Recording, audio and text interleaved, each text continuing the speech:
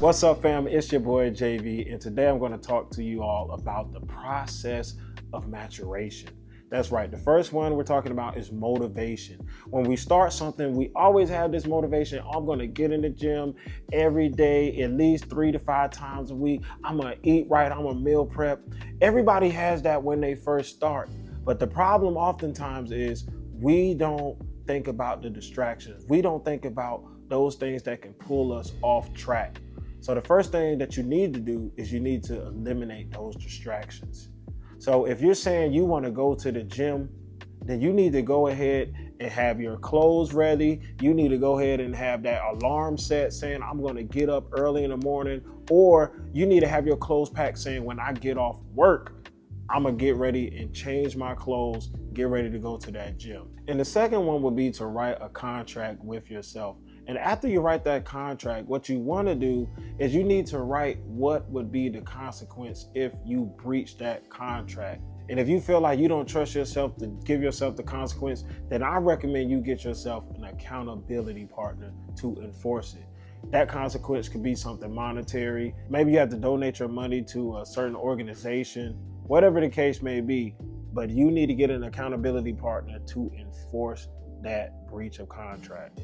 And number 3, what I want you to do is I want you to identify your motivational factors. That's right. Number 1, you have to identify what's your why.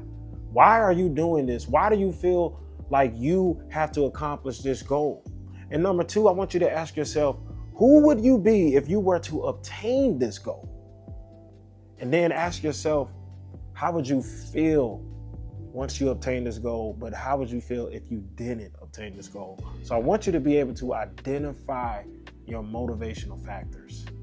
Number 2, cultivation. That's right. This is the in-between. This is the middle. This is the transition. This is the wilderness. This is where most people die out. Everybody has the motivation in the beginning, but by the time we get to the middle, people just seem to quit, throw in the towel, fall off. Heck, even the children of Israel, majority of them died in the wilderness. I don't want you to die in the wilderness. So I'm going to give you some tips on how to survive. Number 1, get you an accountability partner. Somebody that's going to hold you accountable to these goals. Somebody that's going to hold you accountable to the person that you say you want to become. This is so important that you have somebody that's with you in the trenches. Number 2, get yourself a mentor. That's right. Somebody who has already lived it, somebody has already been where you're trying to go. I can't tell you how valuable it is to have a mentor. See, we have to understand that wisdom is a time saver. So either you're going to live life and you're going to learn it the hard way and it's going to take longer, or you can get yourself a mentor who's already made some of the pitfalls and the same mistakes, and they can help you get there quicker. They become an accelerator for your journey and your purpose. Number 3, read books, enroll in a course, get some training, get some knowledge, get some understanding so you can know the very path that you're called to go down so that you know how to survive this transition. Number 4, get a life coach. Hey, yours truly, I'm a life coach. You can go to my website, we can book a call and get somebody that is going to hold you accountable to those very things that you want to do, but also just to help you think some things through so you can get some clarity on those next steps that you need to take during this season of transition. Number 5, change your environment. So many times we say we want to become this person, we want to obtain these goals, but we forget to change our environment. Sometimes we have to change the people that we're around. Sometimes we just need to get out in nature, change up your scenery. What I understand is that exposure triggers imagination.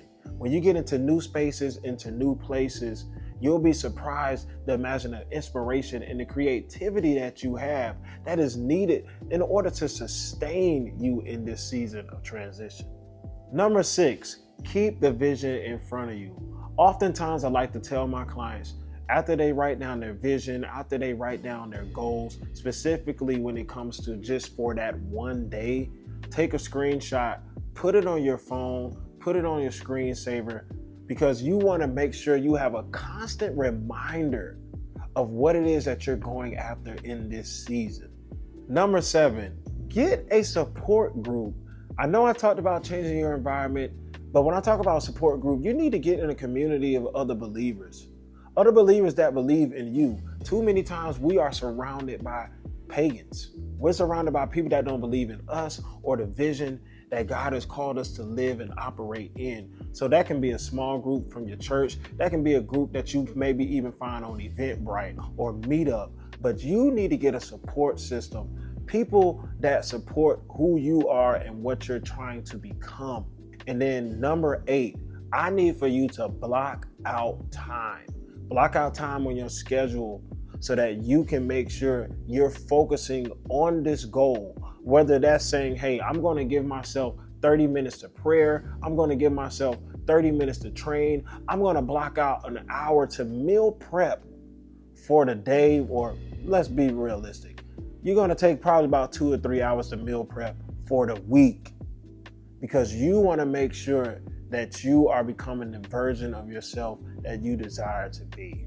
The third one is elevation. That's right. You made it to your goal. You achieved everything that you set out to become. But guess what? It doesn't stop there.